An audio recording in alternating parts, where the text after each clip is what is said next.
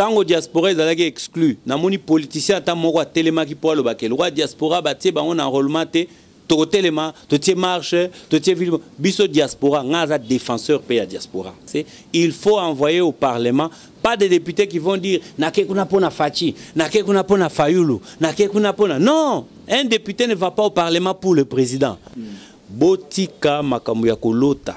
On a voté Moutou parce que alobaki azana Martin Fayulu. On a voté Moutou député parce que alobaki azana Félix. Te Martin Fayulu to Félix te Moutou ba okende parlement. Eza Moutou bino boponi. Ebi bango bien. Ngana Chadari to ebanité. Namoni kaza candidat président numéro 13 hein. Mais to ebanité. Mon natie botalelanga. Congo température, ya maman Rosette la fleur, Nadambu. Après avoir défilé dans la cité Pola, mais cette fois Congo Température TV. Désormais, suivez-nous sur cette chaîne. Congo Température TV. Congo Température. La patronne, Rosette la fleur d'amour, chaîne à solo. Émission religieuse. Théâtre, musique, environnement. Émission sportive. Émission politique, donc nulle part ailleurs. www.congotempérature.com. Nous avons information à temps réel. Congo Température. Et yena mo pepe asika. Ya tobina Congo Température. Voilà, grand merci chers amis téléspectateurs, Banapoto, Bana monde entier. Vous nous suivez à travers cette grande chaîne Congo Température. Encore une fois, les vôtres, les préférés, l'aimables, Jérémy Luemba. Nous sommes là devant vos postes de télévision. Madame, monsieur, nous saluons infiniment Madame Rosette Lafleur d'Hambourg, notre patronne. Merci également à Shadrach Disquared qui est derrière la caméra. Merci à Christian Touré Mukendi au niveau de la régie finale. Merci également à Maman Elise Salitoulia. Merci à Serge Lokoki, à Maître Siza Soukama. Merci à Jorgi Samba, Maréchal Souveillé. C'est également nous sommes là avec notre invité principal, le combattant Babi Balokuna. Donc il est à Kinshasa avec nous. Babi Balokuna, bonjour. Bonjour Ndeko Jérémy. Santé Ndeni. Nzambazo Sunga zo batela biso. Alors, vous en Kinshasa, ça fait déjà combien de temps où il y a qui peut pas conditionné? Non, on a oumeli quand même déjà à Kinshasa. On a à la suite, il y a accord à Saint-Sylvestre. Oyo et Signamaki depuis le 31 décembre 2016. Donc, depuis Wana, Nazunga qui en janvier 2017. Depuis Wana, na Yaka, Naza permanent. Awaboza na siège Nabiso. Toza na ba population na ba base na biso nengezo ba mikolo yo. On est vraiment en permanent contact na base, en tout cas et permettre na renouer moi climat au tozaki nango température tozaka nango déjà avant na population. Alors je rappelle que vous êtes candidat député national na district ya Lukunga. Ce qui n'est pas une chose facile que gérer cette commune pour la élu. Ce n'est pas facile, mais vous avez vu que vous avez exilé politique. Okimaka, est-ce que vous vous rappelez que vous avez une incidence? Non, ngai muna sala émission 7 soutien Etienne Tshisekedi. Émission en sala succès makasi et bimisa ba député, lelo ba musu bazape ba ministre na ko utara na moto ya 7. Donc et c'est salaka vraiment dérangeaka makasi pour na bato bazana pouvoir. Yango wana biso toyaki ko futa prix nango. J'ai été emprisonné ici à Kinshasa, na Kota Makala, et puis agressé na machette, na groupe Abato Boyebi, où il y a parti au pouvoir. Kaka na Kinshasa, babotolanga passeport, moi ozonga poto ezalakite. Babotolanga même carte d'électeur. Heureusement, enrôlement monsieur Salami na yo droit année passée, il y a aussi sa carte d'électeur à Sika. Mais sinon carte d'électeur nanga ya 2011, au tozora na 2010. Donc voilà, mais ce qui avait fait que na circonstance ou na contexte ou na état de choses ou na pourrait coexister sous na Kinshasa te nazako obligé na mekako bimamboka pour nazonga pe na poto na mi ressourcer, mais c'est ainsi que de l'autre côté j'avais poursuivi le combat na baninga ba combattant au Boyebi et j'ai même eu la chance na 2013 ya kozala élu, autrement dit voté président, il y a comme coordonnateur, il y a combattant, il y a Belgique, Voilà, ça c'est bien dit, c'est historique, Mais si tu es combattant UDPS original, donc il y a feu Étienne Tshisekedi wa Mulumba. Mais quand tu as déplié na yo, fiche na yo comme Oeza Simanabiso, tu es UDPS mais APECO. Tu as APECO zali structure moko politique, ils allaient derrière il y a une déconnexion Chibala. Yo ce que ça l'inzela Chibala, au moins que au besoin salir mémoire Étienne Tshisekedi. Non, non, on a moni en côté. D'abord, il faut que UDPS ezali école, UDPS ezali institution, UDPS ezali état d'esprit, UDPS ezali esprit, UDPS ezali courant de pensée, UDPS ezali idée, osomona que UDPS ezali dogme. Dans le sens, il y a makamunyo na ebisio, sur les écoles, donc eboti ba élèves belé. Sur les institutions, c'est-à-dire que école kakate. Pour preuve, au moni papa Tshisekedi, les grands leaders charismatiques nabiso akufi na simanaye oyoki yo moko lobi UDPS oyo ezana Bruno Chibala, UDPS mususu ezana Mubaki, UDPS mususu ezana ndeko Antoine Félix Chilombo, UDPS mususu ezana bao bakenda bandeko bakibasa, UDPS Kibasa. Ozomona nyonso wana eza UDPS pour te dire que eboti ba élève, ba leader moi ebele. Sika waboye oyo tikoloba ko salir mémoire ya papa Tshisekedi nazomona yango te. Eza lokwa soko kuti hein na ke na raisonnement na yo mwana mwasi moko abimi ake ko bala po akota na libota ya mobali na ye yo bengi kazo salir mémoire ya famille na bango eza na sens te. Il faut ka bala. Est-ce que le fait que ne libala eza ko salir mémoire ya famille na bango? Je ne crois pas. Parce que ba combattant ba ça la différence wana. Bango balobi ke bako voter kaka ba UDPS bati le nga fachi. Ba combattant yo kutani na bango. Mais ngape na kutani na ba combattant mususu balobi ba voter par exemple babi balukuna po aza guerrier, aza grand combattant ou asali makambo belé. Et je profite de ta question pour na koyebisa bato bazota la biso boye. Botika makambo ya kolota que on a voté mutu parce que alobaki azana Martin Fayulu. Na voté mutu député parce que alobi azana Félix. T Martin Fayulu to Félix te mutu ba okende parlement. Eza muto bino boponi. Siko muto bino boponi wana. Soki ayekola ki combat avanté. Soki asala ba preuve na combat avanté.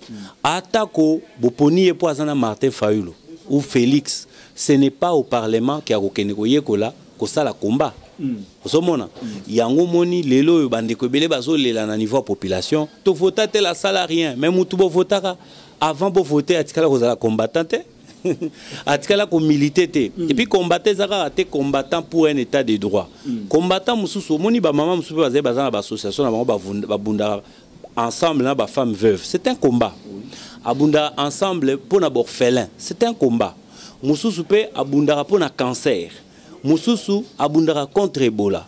Mususu neti docteur Denis Mukwege na PCP Mbote na Est kuna prix Nobel de la paix. Mais c'est quelqu'un qui mène un combat dans un domaine donné. Biso siko to bundara pour un état de droit. Donc nous sommes tous un ensemble de combattants. Bato yo neti biso neti ba onyos nazo tanga ba bundi na ba domaine kili. Musu pa bundara ka pour na ba enseignant. Netinga na bundara pe pour na éducation na mboka na biso ezala bien. Des gens comme ça, quand vous les envoyez au Parlement, ils sont à mesure d'imprimer, de reproduire ce combat maintenant la version parlementaire. Vous comprenez? Mais maintenant muto yoyo na cité atikala ko mener combattre. Kaka po atangelo na monoroke naza député candidat ya Fachi. Naza candidat ya Martin Fayulu. Hein, permettre na tanga mingi ba wana po na yebi bango bien. Omoni? Sikoyo donc boye bani penzabi mais Martin Fayulu grand frère nanga to sala na ye association nanga komo nango action concrète pour le Congo. Tout allait couper sa formation à l'école entre 2008 et 2010-2011 sur la citoyenneté, le civisme. Alors, dans le cadre du civisme, il y a parti na engagement pour la citoyenneté. To fusionnaka to tambolaki na Martin Fayulu na ba école locale à Institut Bobo Koleza na Delvaux Awa. To fait sa formation ensemble lui en tant que député provincial. Ayaki ko sa module moko komo nango le rôle d'un élu. Donc, vous comprenez que Tito comme à niveau tout ça la bongo. Na 2011 lisusu, tu que se retrouver ensemble dans une dynamique pour soutenir Papa Tshisekedi dans la candidature à 2011. Ngai nazali l'un des initiateurs avec Roger Lumbala, il y a 7 soutiens à Etienne Tshisekedi. Oui, bimisi va député Ndeko Basile et bimisi Ndeko Kovo Ingila, ainsi de suite na yemoko Roger Lumbala. Sikoyo bango ba Martin Fayulu bazalaki na dynamique Tshisekedi président bazalaki bango bandeko Diomindo Ngala et compagnie ngai leki na bango munazalaki lokola attaquant de pointe hein nazalaki plaque tournante ya ba de grands ensembles wana ozomona donc nayebi bango nyonso yango mona lobi soki na koloba makambu ya Martin Fayulu nazali pas mesure ya koloba ya grand frère na ngai ndeko na ngai Félix Antoine Tshisekedi Chilombo parce que Félix une anecdote au yeboa au contredire na 2011 il me dira en 2011 aïf sanga lobi mais babi obi ke ngasuki nazalaki na ba courage netio ya yobo na ebité oui ça ayebisa na Kinshasa dans la Belgique na lupangu ya Papa Tshisekedi aïf sanga nazalaka fanatique ya ba courage na yo non. Est-ce que yo décevoir ya lingara yo tiki ok na décevoir était place à Zala ebi que oh wana grand guerrier. Ata Papa Tshisekedi place à Lali na Malili place à Vandi azozela enterrement. Ayebi que na simawana na batunatiki tel guerrier babi balukuna grand guerrier. Mais c'est vrai grand guerrier mais tu vas répéter au na monde na biso pe ya presse. Mais ce que ba courage wana ba audace zana ngona qui est derrière toi? J'ai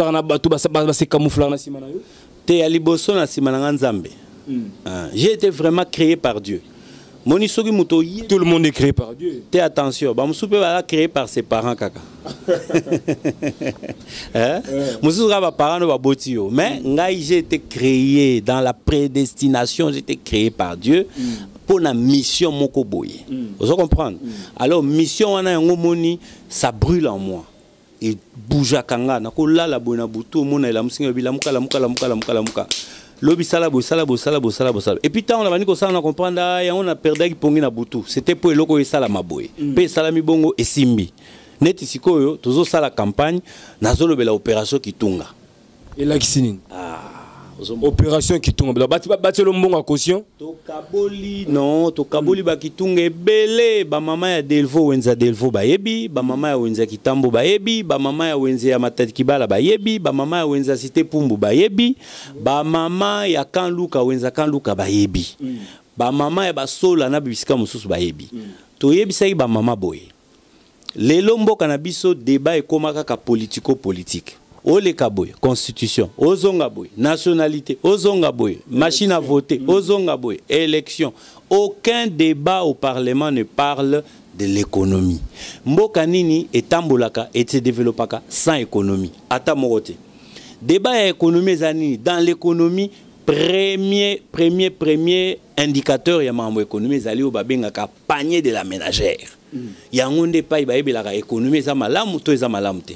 Biso to vandi temps mususu pe na mikili ya poto kuna na mikili ya poto tolonga nzala okutaka mututa zobetelo lisolo ya nzala okutaka mututa zobetelo lisolo ya soins médicaux okuta pe mututa ya ebiso ke babengani bana na classe pas parce que ba conditions ezate na ba domaine wana ba conditions ezali mais on est déjà dans un système qui favorise que ba conditions wana ekokisama siko soko zonge pa na biso awa débat wana ya kitunga ya keso ki mama bimi ake wenze akozonga na nini na mbongo boni ake nango pouvoir d'achat wana et puis oli akitunga ba mama ba mona kitunga eleki munene mingi bakoma okena bango na sachet donc yango biso tolobaki te il faut tout ça là pendant campagne to poser acte moko oyo kolakisa makanisi na biso ya liboso za kolobake bato batiki biso bazolongwa na bokonzi awa batiki population na biso na nzala ya makasi parce que partout na ke au la campagne on me dit honorable tozoliate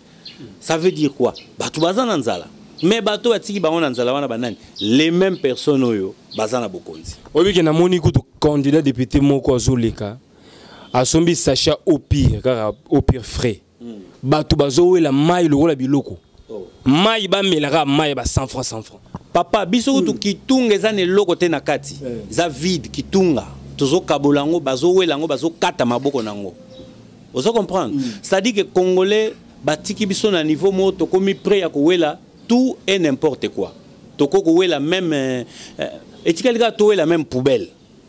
C'est grave. Foule penza bo bat bazo wela foule parce que ça c'est grave. Tozara na besoin faut que zora moins loko. Honorable tika moins loko parce que tout donc bazana besoin ça exagéré. Alors il y a un biso to lobi par message à Kitunga tozo senga na ba électeur nyoso et le message est passé, il faut envoyer au parlement pas des députés qui vont dire na ke kuna pona Fachi, na ke kuna pona Fayulu, na ke kuna pona non. Un député ne va pas au Parlement pour le président. Mais autant à Fachi na Fayulu, mais autant à Chadari. On a ébi bango bien. Ngana Chadari to ebanité. Na moni kaza candidat président numéro 13 hein. Mais to ebanité. Sikoyo na rolingana pese exemple ya batu na yebi ou bien na risquer na pese. Pour na salega constat autant à Kombo. So net na pese exemple oh Chadari amela mai or amela mai te. Ce qui n'a le bien, so tomilaki bière na Chadari alors kamela bière te. Zo monte compliqué. Or batunga na zo tangeleza batu oyo na vanda na bango. Mais est-ce que par rapport à nous fana bango le temps pour moi na pesa non merci na ba guerrier belé. Bande so di banda mboka en États-Unis par exemple, tozana ndeko Patrick Mwimba donc les patriotes. Patrick Mwimba, nous te saluons, Elliot de King, donc de King Elliot, Patrick Mwimba, total respect. Également, on a Maître Siza Soukama, Serge Lokoki, Jorgi Samba, le procureur autrichien, donc Bato Bazarana Bisso, Bato Bazo Bunda pour l'intérêt en Boka Pelissousou, Maman Feta, bébé Lembiti, au niveau Australie, Joël de Wissa aussi, Topesio Mbote, ainsi que Bandero Moussou. Donc voilà, pour revenir à ma question. Parce que on a une place, le moment fort, faut que bon ça bien.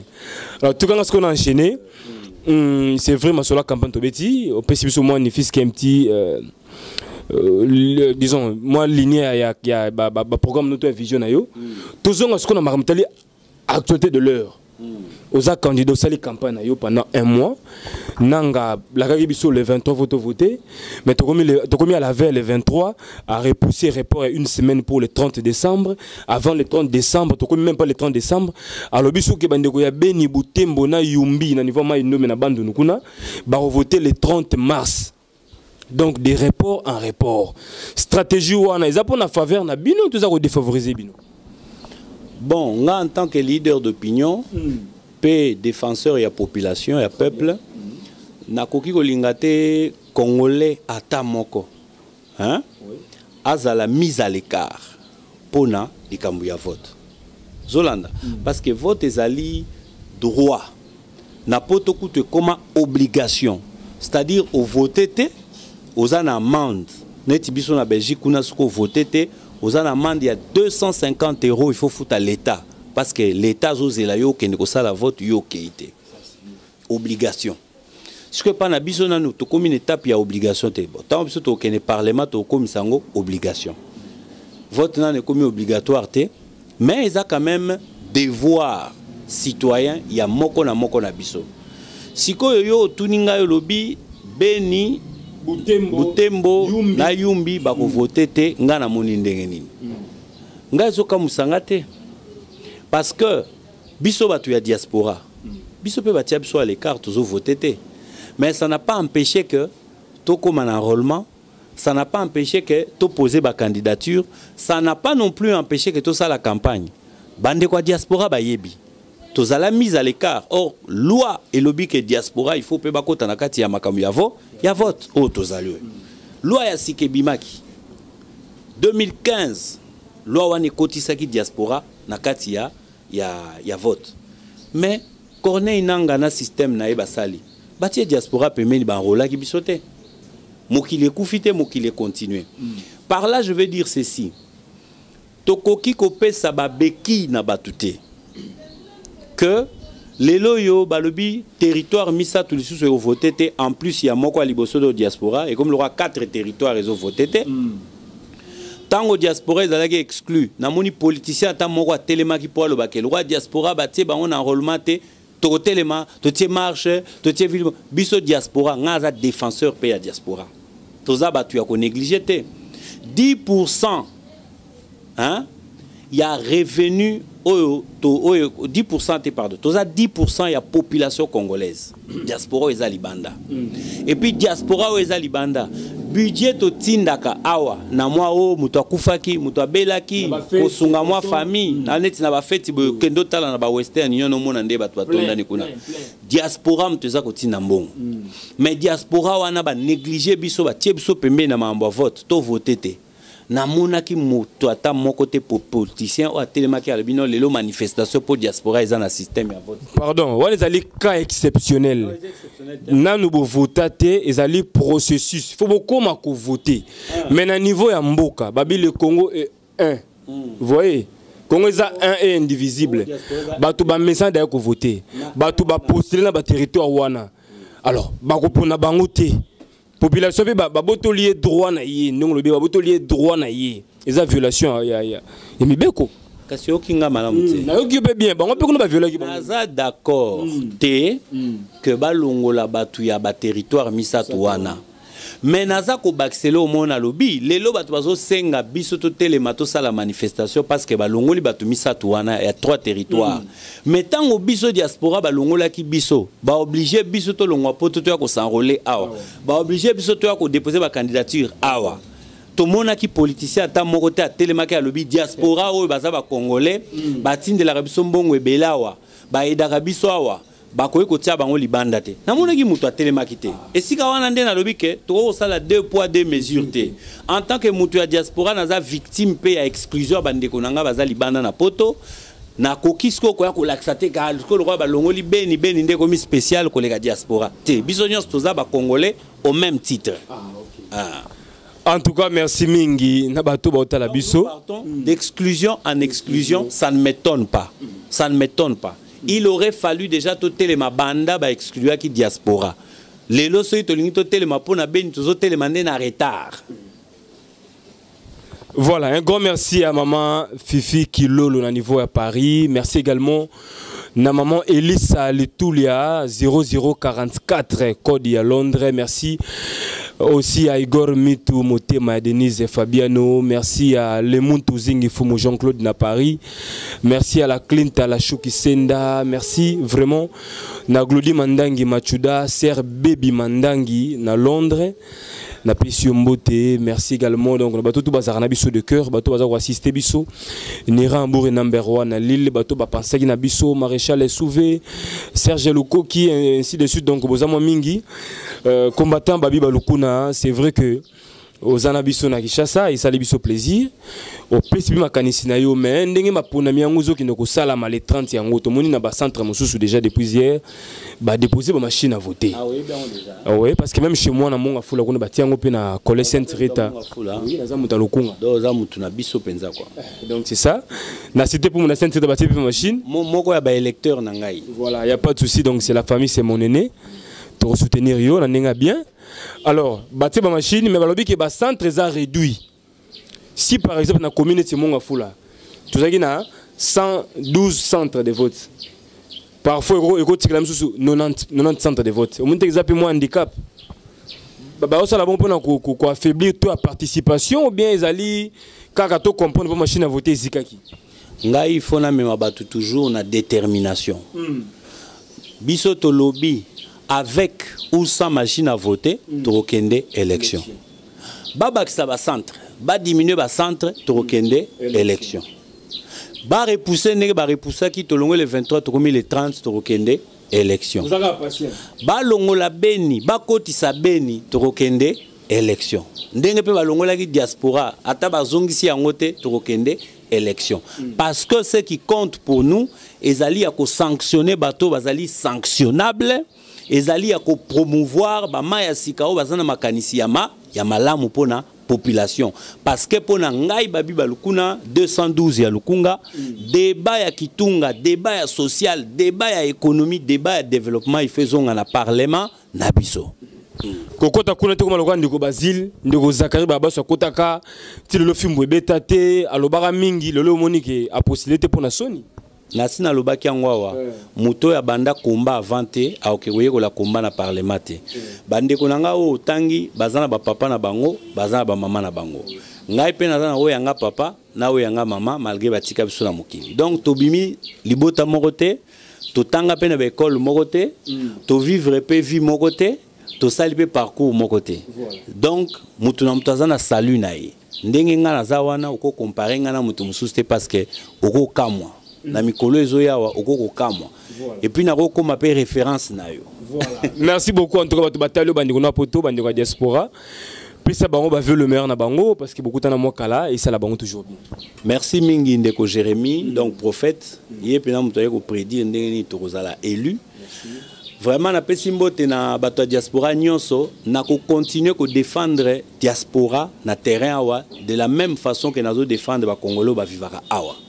Na pesimbo te na bande kwa poto bazakuna neti ndeko na biso egg toko yazana na mur na pesimbo te belé na pesimbo te na Sami Mbonda yazana na mur na Mons pardon na Mons wana kaka na pesimbo te na Erasme Kazimbe na pesipembo te na Désiré Malindia na zongi na Bruxelles na pesimbo te na Mama Marthe Kalonda trésorière na biso ya force du combat intelligent mouvement na Kambaka na pesipembo te na sorcier Chico Mwamba Saint-Esprit na pesipembo te ka kuna na poto batunini mususu batikali wana na niveau ya Paris na pesimbo te na ndeko Alain Dongisila guerrier numéro 0 devoir de mémoire na pesimbo te belé combattant munene na pesimbo te na niveau ya Londres na pesimbo te na Jocelyn Bongongo Jos Bongo yaza très efficace vraiment musali zomona na miso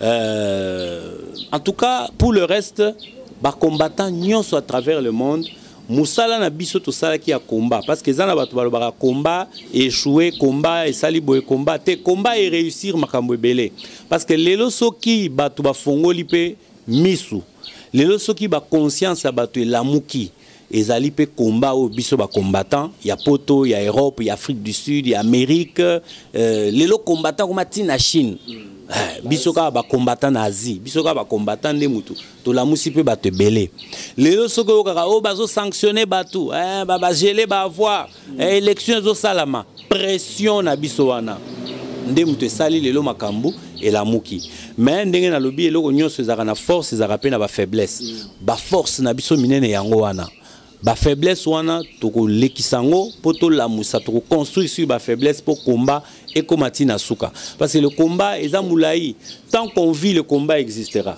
mutumo wa ça noter que combat est silité combat ko silarate parce que tous les jours combat et kozala jusqu'à l'infini voilà en tout cas champion 212 na pesio ba courage bonne chance. J'espère qu'en 2019 en passant ba combattant na biso musu ba na Inde bazara na Inde belé place na New Delhi place intendant na ngai fils Kamukunga akendaka formation détachement akendaka détachement kuna école informatique ba anglais vandi bien lelo azongi azana biso awa mais bandeko mususu batikala wana bazali ba combattant bazali tina Tunisie mais ba combattant belé ba yoko postuler te kaka yo na ndeko Rex Kazadinde boyinde wana ba combattant ba yebana ils appellent les combattants. Est-ce que l'ingo ignorer ba master? Te na lobi boye. Te yozo luka polémique. Na lobi boye. Ba oyo yo tangi. Neti ngai na mwana mai Kaza Direx. Wana eza ba combattant oyo ba yebana yo pe oye po preuve yo yebi bango. Tosomona. O baza impact quoi. Te wana yo mto bakisi. Sikoyo eza pena ba combattant mususu. Po combat ezaka ba o ba bimaka lumbe te ba combattant mususu na sima ba technocrate ba komaka ba mikanda ba lettre kotaka na ba Nations Unies kotaka na ba ambassade ba o wana bazali ba mususu pe ba yeko postuler yo yebi bango te. Na sens wana. Do ba bureaucrate pe bazala na bango. Combat eza loi république ozana ba soldats ozana la police ozana administration ozana gouvernement ozana parlement combat ndengo yoka yango wana donc so moni combattant et tout na oyo azamuta la police ya combat azamutu ya administration azamutu ya parlement ya ba combattant ou bien ndengeni siko yo luka koto tiangai. OK, merci beaucoup mon aîné cher Babi Balukuna 212 à Lukunga donc tous en ont toujours maélé. Bonne chance 2019 nabi qui toya sous pour refêter ce victoire. Combat intelligent toujours. Faut ça là un combat intelligent. Ça c'est bien dit. Merci à Pico qui est dit Kassongo au niveau de Belgique. N'a pas également fiancé na Mbote madame Muriel Bantou donc Pico qui est dit Kassongo. Motema Muriel Bantou, nous sommes de cœur avec vous. Merci à Maman Elisa Litoulia 0044, véritable code à Londres. Merci à Maître Siza Soukama, l'infatigable, mon vieux de tout le temps, Maître Siza Soukama, puissance Yamikili.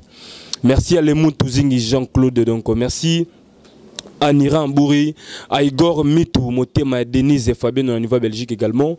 Merci à Maréchal Souve Iesa, le jeune patron depuis Dallas.